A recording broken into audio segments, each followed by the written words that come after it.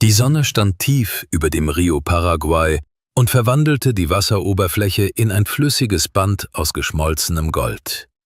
In der Luft lag die schwere, feuchte Hitze des brasilianischen Pantanals, durchsetzt mit dem fernen Kreischen der Aras und dem tiefen Grollen der Brüllaffen. Matteo, ein erfahrener Naturführer, der sein halbes Leben auf diesen Gewässern verbracht hatte, saß am Heck seines kleinen Aluminiumbootes. Neben ihm saß Elena, eine junge Biologin, die für ein Projekt zur Erhaltung der Raubkatzen in die Region gekommen war. Es war einer jener Nachmittage, an denen die Natur den Atem anzuhalten schien. Der Außenbordmotor schnurrte nur leise im Leerlauf, während das Boot sanft durch die dichten Teppiche aus Wasserhyazinthen glitt. Matteo liebte diese Momente der Stille, doch heute lag etwas Unheilvolles in der Luft. Die Vögel waren unruhiger als sonst, und das Wasser schien eine Geschichte zu flüstern, die er noch nicht verstehen konnte. »Siehst du das?« flüsterte Elena plötzlich und deutete auf eine Stelle etwa 50 Meter flussaufwärts. Matteo kniff die Augen zusammen.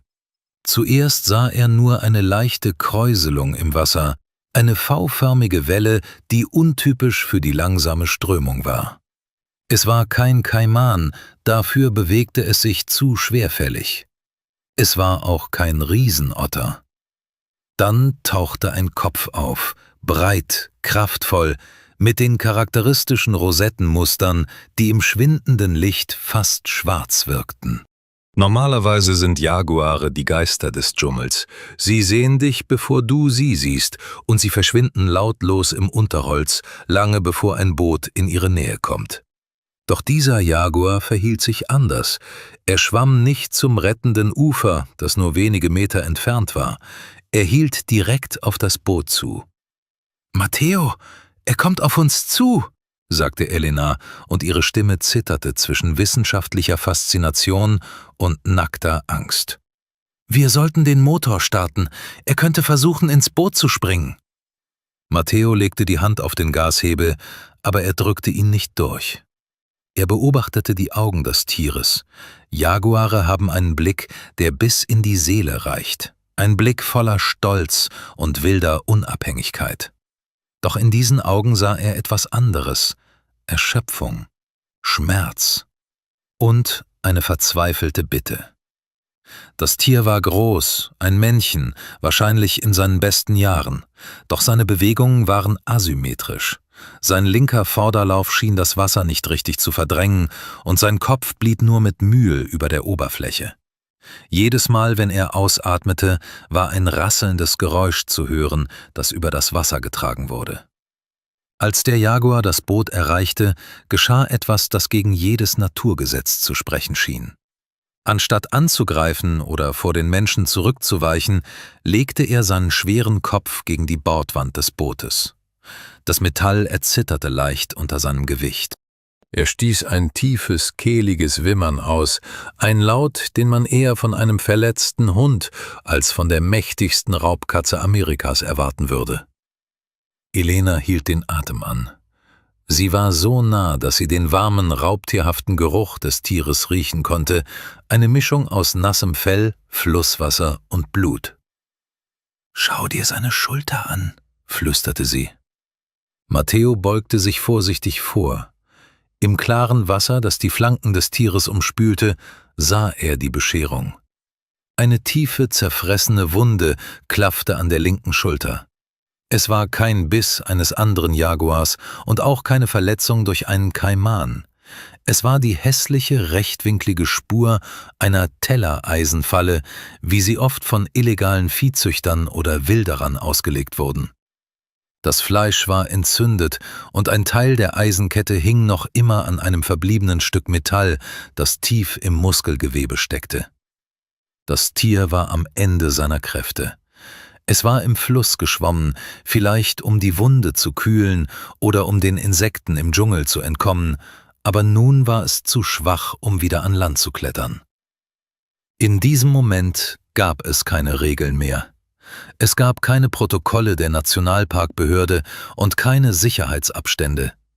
Es gab nur ein sterbendes Lebewesen und 2 Menschen, die helfen konnten. »Wir können ihn hier nicht lassen«, sagte Matteo entschlossen.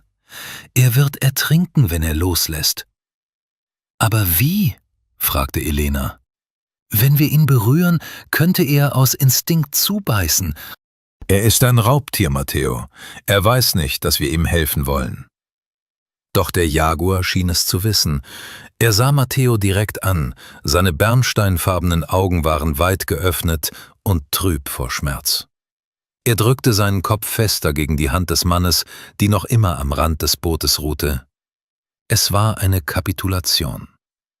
Der König des Dschungels hatte sein Zepter niedergelegt und sich dem Schicksal und der Gnade seiner einstigen Feinde ausgeliefert. Matteo griff nach einem der dicken Handtücher, die er für Touristen an Bord hatte. Er tränkte es mit Wasser und legte es vorsichtig über den Kopf des Tieres, um die Sonne abzuschirmen und ihn etwas zu beruhigen. Der Jaguar schloss die Augen und stieß einen langen, zitternden Seufzer aus. Matteo startete den Motor auf der niedrigsten Stufe. Das leise Vibrieren schien den Jaguar zuerst zu erschrecken, doch Elena redete ununterbrochen mit sanfter Stimme auf ihn ein. Sie wussten, dass sie ihn nicht im Boot transportieren konnten, er war zu schwer und die Gefahr einer plötzlichen Panikreaktion zu groß. »Wir müssen ihn zu der flachen Sandbank an der Biegung schleppen«, entschied Matteo. »Dort ist das Wasser flach genug, damit er stehen kann, aber sicher vor den Strömungen.« Ganz langsam, mit einer Geschwindigkeit, die kaum schneller war als die eines Spaziergängers, manövrierte Matteo das Boot in Richtung der Sandbank.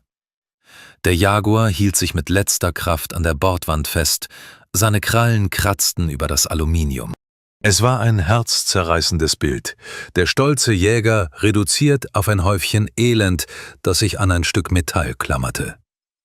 Als sie die Sandbank erreichten, war es bereits fast dunkel. Matteo schaltete den Motor aus und ließ das Boot auf den weichen Sand laufen. Der Jaguar ließ die Bordwand los und versuchte aufzustehen, brach aber sofort im knietiefen Wasser zusammen. Elena hatte bereits ihr Satellitentelefon gezückt. Sie rief die On-Safari-Station an, eine Organisation, die sich auf den Schutz von Jaguaren spezialisiert hatte. »Wir brauchen einen Tierarzt, sofort! Wir haben ein verletztes Männchen, schwere Infektion an der Schulter, vermutlich Fremdkörper in der Wunde. Wir sind bei Kilometer 42 auf der Sandbank.« Während sie warteten, taten sie das Einzige, was sie konnten. Matteo hielt den Kopf des Jaguars über Wasser, während Elena vorsichtig versuchte, die gröbsten Verschmutzungen aus der Wunde zu spülen. Der Jaguar knurrte leise, ein tiefes Grollen, das in der Brust der Menschen vibrierte, aber er schnappte nicht zu. Er schien zu verstehen, dass der brennende Schmerz der Reinigung notwendig war. Stunden vergingen. Das Licht der Taschenlampen tanzte auf dem Wasser und lockte Myriaden von Insekten an. Elena und Matteo sprachen kaum.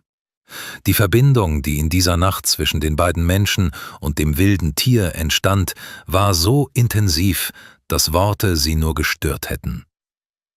Gegen Mitternacht hörten sie das Dröhnen eines leistungsstarken Motors. Ein großes Boot der Ranger raste auf sie zu, an Bord ein Tierarzt und 3 Helfer.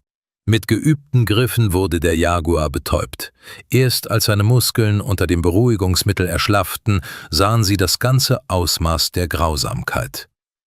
Das Metallstück der Falle war tief in den Knochen eingedrungen. »Er muss dieses Ding seit Tagen, wenn nicht Wochen mit sich herumtragen«, sagte der Tierarzt kopfschüttelnd, während er das Eisen mit einem Bolzenschneider entfernte. »Es ist ein Wunder, dass er noch lebt.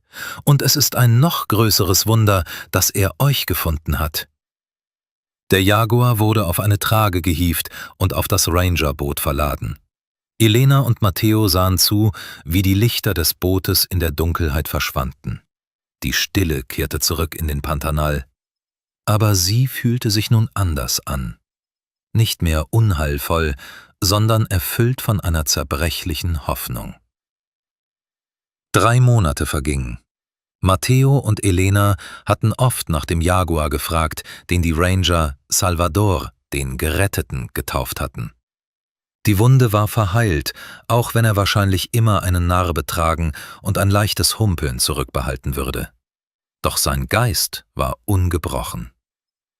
An einem kühlen Morgen im Juli kehrten sie zu der Stelle zurück, an der alles begonnen hatte. Die Ranger hatten Salvador in einem großen Käfig auf das Boot gebracht. Sie wollten ihn genau dort freilassen, wo er um Hilfe gebeten hatte. Als die Käfigtür hochgezogen wurde, zögerte der Jaguar einen Moment. Er trat hinaus auf den weichen Sand der Bank. Er war kräftiger geworden, sein Fell glänzte wieder im Sonnenlicht, er drehte sich um und sah das Boot von Matteo und Elena an. Es gab kein Wimmern mehr, kein Betteln, er stand stolz da, den Kopf erhoben. Er fixierte Matteo für einige Sekunden mit seinem goldenen Blick. Es war kein Blick der Unterwerfung mehr, sondern ein Blick der Anerkennung. Dann stieß er ein kurzes, trockenes Brüllen aus, das durch den Wald hallte.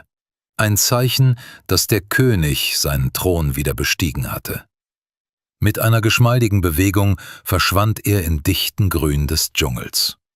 Matteo und Elena blieben noch lange am Ufer stehen, der Fluss floss ruhig weiter, als wäre nichts geschehen. Doch sie wussten es besser. Sie hatten gelernt, dass die Grenze zwischen Mensch und Natur nicht so starr ist, wie wir oft glauben. In der tiefsten Not gibt es eine Sprache, die über Spezies hinausgeht. Die Sprache des Schmerzes und das Vertrauen in die Güte. Der Jaguar war in jener Nacht nicht nur zu einem Boot geschwommen, er war zu einer Brücke zwischen zwei Welten geworden. Und solange Salvador durch den Pantanal streifte, würde Matteo wissen, dass irgendwo dort draußen im Dickicht ein Stück Seele lebte, das ihm für immer verbunden war.